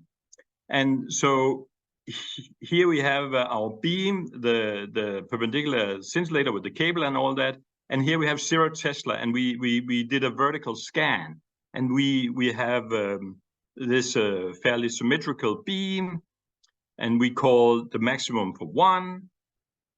We now put a magnetic field on such that the electrons go down. We get this profile. Can you see? It's much higher. It's supposed to be about the same. If you saw the previous presentations, it gives you a higher signal. This is a zoom. You can see that the center of the profile is shifted a little bit. It's the same when it's the other way around. I mean, when we go negative. So let's leave that. These are output or field output factor measurements in our electromagnet with our true beam for 6 FFF beams. And what is interesting here, perhaps, is that in this case, as Ralf-Peter talked about, we measure stuff at the maximum dose point, and we see when we do that, it doesn't really matter. Within uncertainty, we get the same field output factors regardless of the magnetic field. So that's kind of like a nice result, I think. We have done measurements at hospitals. We've been at 5 hospitals. I'm not going to show the result from there, but I would like to show the uncertainty budget. So this is if we do a small measurement, a small field measurement, so 5 millimeter by 5 millimeter, relative to 10 by 10 centimeter. We have a reproducibility of like a 1/10%. And then we have stem signal correction. We have attenuation correction, because that affects the way we calibrate. We have position uncertainty calibration, this ionization quenching I mentioned, and it all adds up. And we say we can do this in the field, so to say, with a 1.2% uncertainty K equals to 1. So it's something like that. Finally, I'd like to talk a little bit about how we do the measurements. This is the system we have worked with. We work with our own system, and this is a dose per pulse system. There are 2 channels, a green and a blue. So, for example, here this is 1 second of measurements in the FFF beam. So these are actual doses per pulse. We can see in between pulses because we drive the accelerator with a low monocycles per minute. So we have 0 pulses without any dose. You see them down here. And so for dose to pulse measurements, we have a 2% standard deviation. Of course, when you have a few thousand of those, the uncertainty or the variability comes really low. We use this technique in these 2 papers, and it's kind of interesting. So for the MR, when you drive the MR-linac guided by imaging online, where there's a flow of imaging, an image rate, so to say, we can actually see that. We can see the effect of that on certain parameters because we measure so fast. Anyway, this is our system. It's not too different from some of the things that you can buy commercially, like this one. This is we could have used this or any of the other ones, but we wanted to use our own, and we didn't get a time to explore further. But this is the W2 from Standard Imaging, and it's a 2-channel system. And there's a paper here. This is from the W1 in magnetic field, but there are several papers on the W2 in the literature. This is another approach, but this is an approach. This is the HyperCent from MedCent in Canada, and this is really nice in the sense that you have spectrometry, so you can actually see what's going on. This is at least really beneficial when you do research, and you can do this really solid unmixing or identification of the different components. And there's a nice paper, recent paper, on the performance of this in the Unity. And finally, I'd like to mention there's I think it's a startup. I'm not sure their status, but at least it's very new, of Blue Physics. So they have a system, and they use another technique for stem removal. They have several fibers. I'm not sure if the stem removing fiber, the blank fiber, is in the bundle or if it's a separate thing. I think it's in the bundle. There's a paper about this.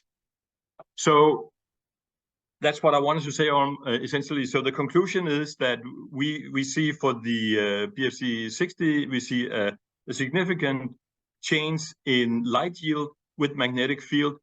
This is not important when you are in a constant magnetic field, but it is really important if you calibrate in your regular LINAC and go to the MR-linac, or if you measure before and after you have ramped up the magnet with the scintillator. You will be punished by this effect, at least for this type of scintillator. Of course, there can be other scintillators, but generally it seems they all have this effect. I didn't talk too much about it, but basically the whole thing supports this chromatic removal or chromatic stem removal technique, which relies on the assumption of constant spectra. We don't see the spectra changing with the magnetic field. We saw this with the field output factor is the same regardless of magnetic field if you measure the maximum dose point. I'm not saying you should do that, but it's like interesting. You can have a profile, then move it to the other one if you want to. I show you an uncertainty budget when we did this characterization for the LINACs, which we'll make available. And like, just finally, so when you next time see anyone seeing multiplied by 1 because it's in 483, please remember there are other things that you need to take into account. Thank you so much.